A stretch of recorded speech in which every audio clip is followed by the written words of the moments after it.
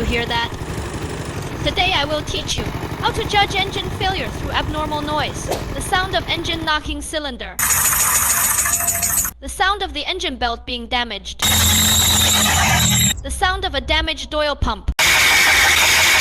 The sound of the 3-way and 4-position valve being damaged. The sound of the piston pin breaking. The sound of the balance shaft being damaged. The sound of a damaged electronic thermostat. The sound of damaged engine bearings. The sound of damaged engine valves. Memorize these sounds and you can diagnose car problems yourself. Follow me, learn car knowledge every day.